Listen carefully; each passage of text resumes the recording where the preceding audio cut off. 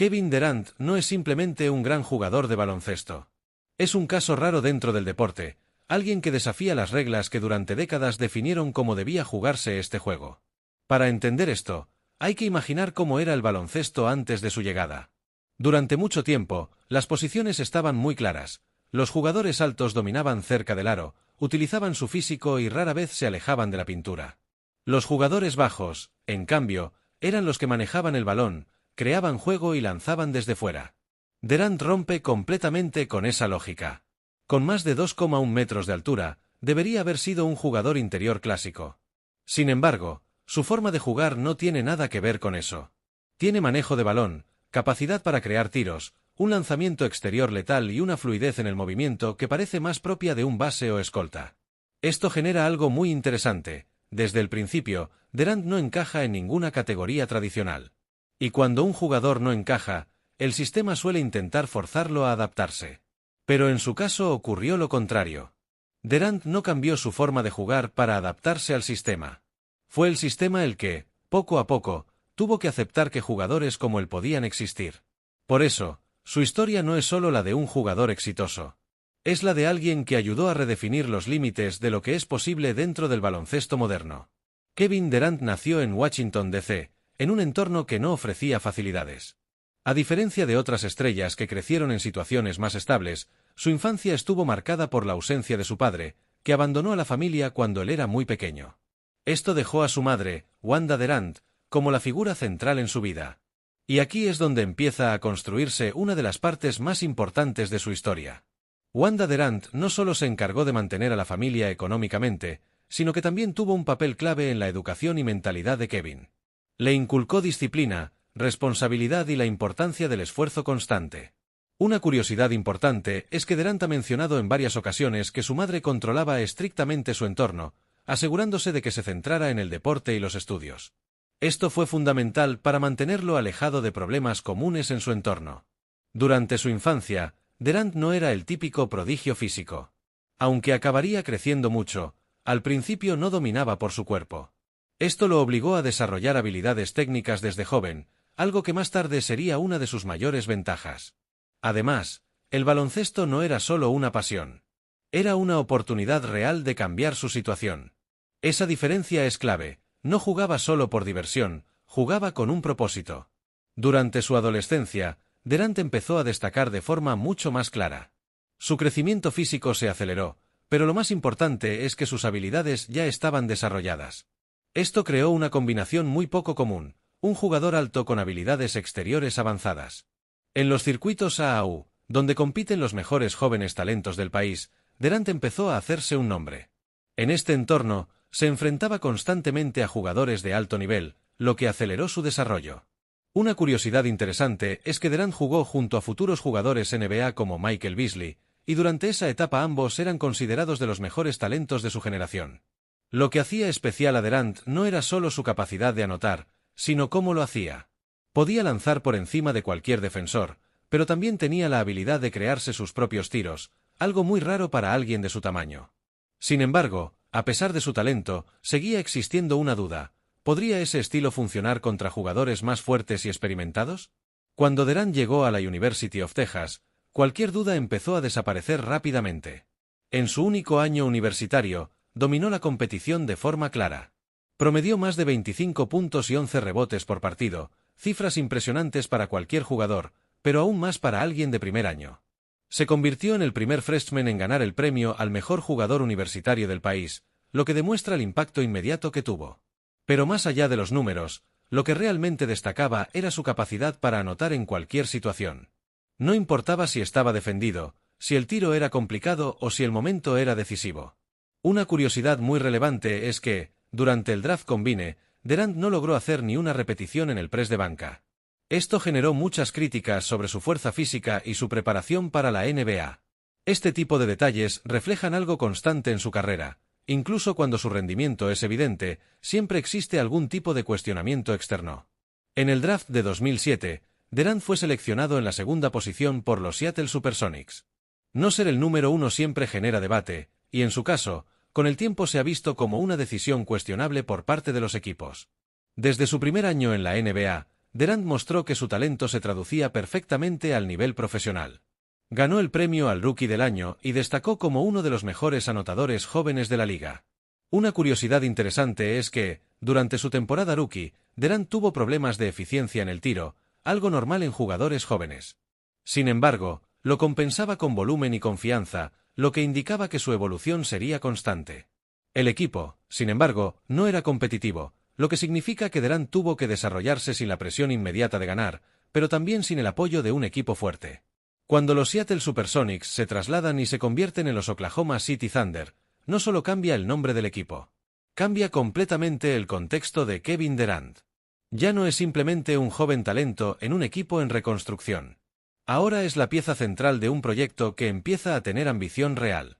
El equipo empieza a rodearlo con talento joven, Russell Westbrook, un base explosivo y extremadamente competitivo, y más adelante James Harden, un jugador con una capacidad ofensiva única. Durante un tiempo, este trío fue considerado uno de los núcleos jóvenes más prometedores de la historia reciente de la NBA. Lo interesante de esta etapa es cómo evoluciona Durant como jugador. Deja de ser solo un anotador talentoso para convertirse en una superestrella completa. Mejora su eficiencia, aprende a leer mejor el juego, y empieza a asumir responsabilidades en momentos importantes. Entre 2010 y 2014, Durant gana múltiples títulos de máximo anotador de la NBA, lo que demuestra no solo talento, sino consistencia al más alto nivel. Uno de los momentos clave llega en 2012, cuando los Thunder alcanzan las finales de la NBA. En ese momento, Durant tiene poco más de 23 años, y el equipo parece destinado a dominar la liga durante años. Sin embargo, pierden contra Miami Heat. Y aunque en ese momento parecía una derrota temporal, con el tiempo se vería como una oportunidad perdida. Una curiosidad importante es que poco después de esas finales, el equipo decide traspasar a James Harden por razones económicas, una decisión que cambiaría completamente el futuro del proyecto. A partir de ahí, aunque Durant sigue creciendo individualmente, el equipo empieza a perder parte de su potencial inicial. Después de las finales de 2012, la narrativa cambia de forma progresiva. Kevin Durant ya no es solo una estrella emergente. Es un jugador que tiene que ganar. Y esto cambia completamente la forma en que se analiza su rendimiento. Durante los años siguientes, Oklahoma City sigue siendo competitivo, pero no logra volver a las finales. Hay eliminaciones en playoffs, lesiones importantes, incluida una fractura en el pie de Durant en 2014, 2015, y momentos en los que el equipo no consigue cumplir con las expectativas. A pesar de todo, Durant sigue rindiendo a un nivel altísimo. En 2014 gana el MVP de la liga, con una temporada espectacular tanto en números como en impacto. Ese MVP es uno de los momentos más importantes de su carrera, no solo por el premio en sí, sino por el famoso discurso donde agradece a su madre. Ese momento muestra una faceta mucho más humana de Durant, alejada de la imagen fría que a veces se le atribuye. Sin embargo, el contexto competitivo no cambia. Y en la NBA, el éxito individual nunca es suficiente. Una de las temporadas más importantes llega en 2016. Oklahoma City tiene un equipo fuerte y llega a enfrentarse a los Golden State Warriors en las finales de conferencia. Van ganando 3-1 en la serie. Esto es clave, están a una victoria de eliminar al mejor equipo de la liga, uno que había ganado 73 partidos en temporada regular. Pero pierden. Golden State remonta la serie y elimina a Oklahoma. Ese momento es uno de los más importantes de toda la carrera de Durant, porque marca un punto de inflexión emocional y deportivo. Después de esa eliminación, Durant toma una decisión que cambia completamente su carrera, fichar por los Golden State Warriors. Esta decisión no es simplemente un traspaso más. Es un terremoto dentro de la NBA. Se une al equipo que acaba de eliminarlo. Se une a un equipo que ya era campeón. Se une a un sistema que ya funcionaba perfectamente. Desde el punto de vista deportivo, es una decisión lógica, maximiza sus opciones de ganar. Pero desde el punto de vista narrativo, es extremadamente polémica. Muchos aficionados lo ven como una traición al concepto de competencia. Se le acusa de buscar el camino fácil, de evitar el reto en lugar de superarlo. La reacción es masiva. Durant pasa de ser uno de los jugadores más admirados, a uno de los más criticados. Sin embargo, dentro de la cancha, su rendimiento es incuestionable. En las finales de 2017 y 2018, Durant juega a un nivel espectacular. No solo gana los campeonatos, sino que es el MVP de las finales en ambas ocasiones. Una de las jugadas más icónicas de su carrera ocurre en las finales de 2017, cuando anota un triple decisivo frente a LeBron James, uno de los momentos más simbólicos de esa etapa. Aún así, el debate nunca desaparece. Aquí es donde su carrera se vuelve especialmente interesante. Éxito absoluto en lo deportivo, pero cuestionamiento constante en lo narrativo. Después de su etapa en Golden State, Durant decide cambiar de equipo otra vez y firma con los Brooklyn Nets. Pero justo antes de esa transición, sufre una de las lesiones más graves que puede tener un jugador, rotura del tendón de Aquiles en las finales de 2019. Este tipo de lesión ha acabado con muchas carreras o ha reducido drásticamente el rendimiento de los jugadores. Durant se pierde toda una temporada. Aquí aparece otro elemento clave de su historia, la resiliencia. Muchos dudaban de si podría volver al mismo nivel. Pero cuando regresa, lo hace jugando a un nivel increíble. Una curiosidad importante es que Durant es uno de los pocos jugadores en la historia que han vuelto de una lesión de Aquiles manteniendo un rendimiento de élite.